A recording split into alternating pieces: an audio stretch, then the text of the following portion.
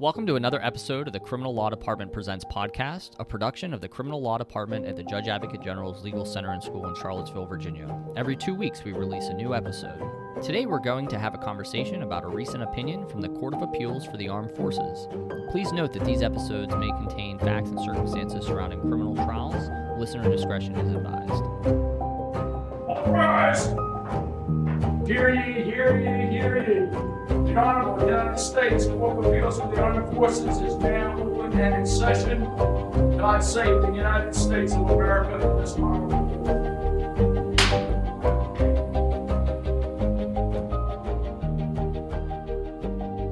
Welcome back to C.A.A.F Chats. I'm Major Michael Barrett, and today I'm joined by Major Lauren Welk. We're both new faculty members here in the Criminal Law Department and joined this summer following the graduate degree program. Lauren, how are you this morning?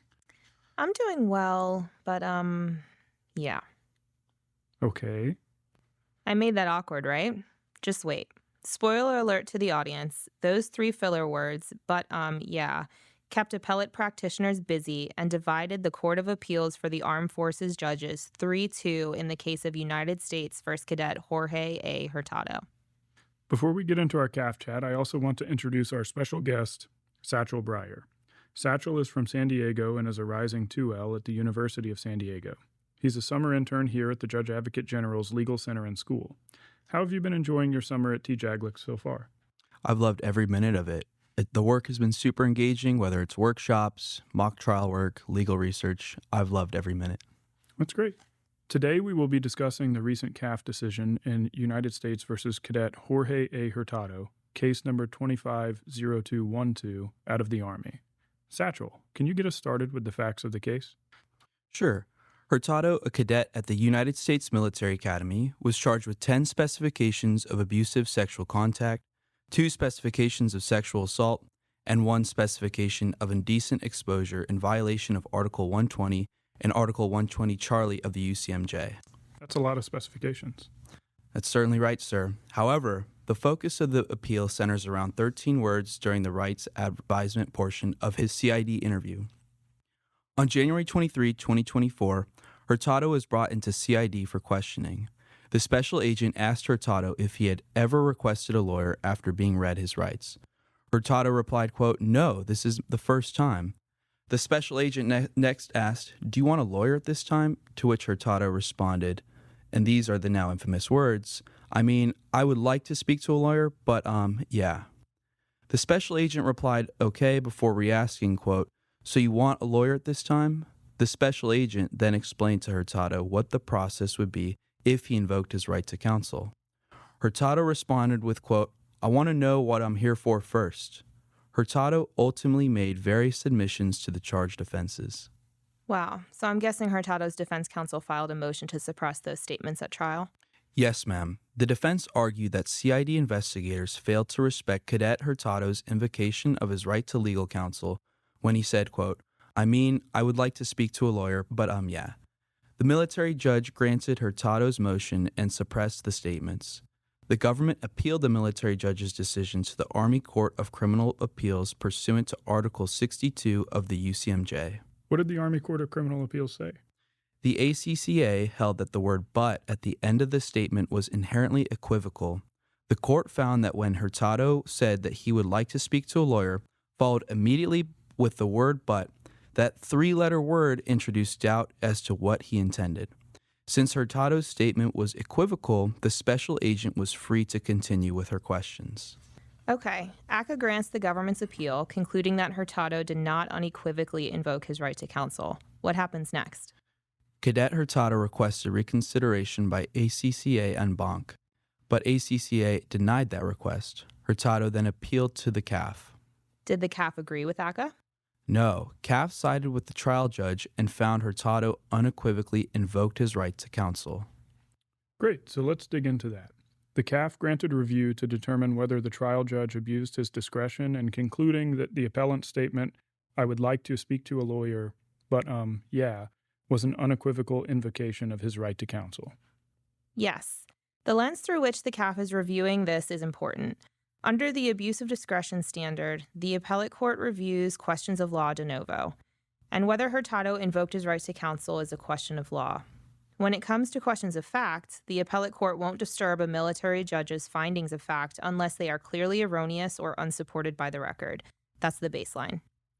Judge Sparks, who authored the CAAF majority opinion, leans into Edwards v. Arizona and Davis v. United States, two Supreme Court cases.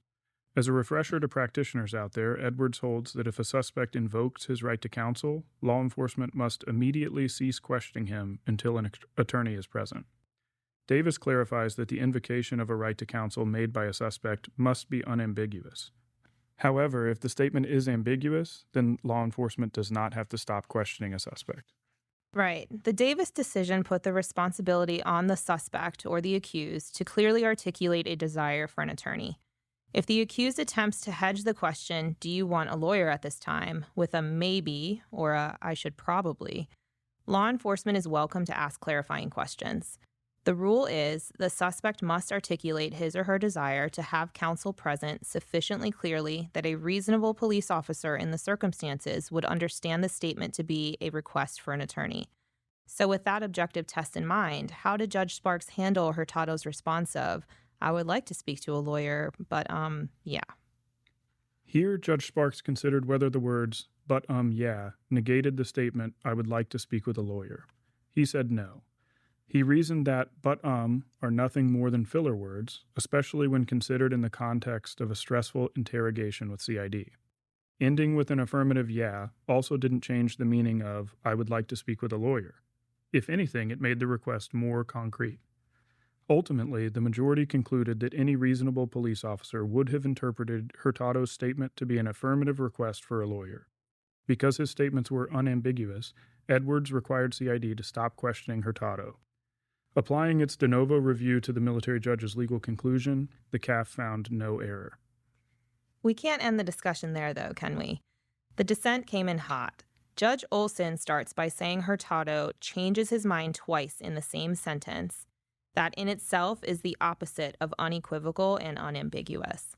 The dissent focuses on Davis and that the law required Hurtado to clearly assert his desire to speak with a lawyer. Otherwise, law enforcement has no obligation to stop questioning him. Yes, the dissent disagrees with the majority's conclusion that "but, were filler words. Instead, they argue Hurtado's use of "but" necessarily raises the question, "but what?" Judge Olson compares what happened in Davis to what happened in the CID office at West Point. In Davis, the statement, "maybe I should talk to a lawyer," was deemed not unequivocal. Here, the dissent argues the word "but" similarly injected doubt into Hurtado's statement, opening the door for the special agent to ask clarifying questions. The dissent also disagrees with the weight the majority gave to the phrase, yeah, arguing it could be a prior expression of a desire for a lawyer, or it could be Hurtado affirming the word "but," or it could have no value at all. That's the dissent's point. It's ambiguous. And under Davis, a statement is either an assertion of the right to counsel or it's not. Judge Olson asks us to look at the mental gymnastics the 3 judges of the C.A.A.F and 2 judges on CAAF had to do to figure out what Hurtado meant. Therefore, it was reasonable for the special agent to ask clarifying questions. The dissent goes farther and says that even if Hurtado did unambiguously invoke his right to counsel, he relinquished that right when he said he wanted to know what I'm here for first, and then proceeded to talk to law enforcement. Basically, the protection afforded by Edwards and Davis is not absolute. If an accused decides on their own to continue speaking with investigators, they relinquish those protections. Ma'am, what should practitioners take away from this case? I think this case is a huge win for the defense bar, and it also adds an important lift. The rights advisal and subsequent waiver, or lack thereof, was always ripe for a motion to suppress. However, prior to Hurtado, certain filler words might have skewed a practitioner's analysis, that you may have had a good faith basis not to file a motion to suppress based on then existing law because your client's request for a lawyer was a little wishy-washy. Now, a defense counsel has more wiggle room to argue their client's request for a lawyer was unambiguous. It'll be key to determine the exact words a client says to law enforcement. The more in line with the facts of Hurtado, the better. Thank you, Lauren and Satchel, and thank you all for joining us for another episode of CAAF Chats. We'll see you next time.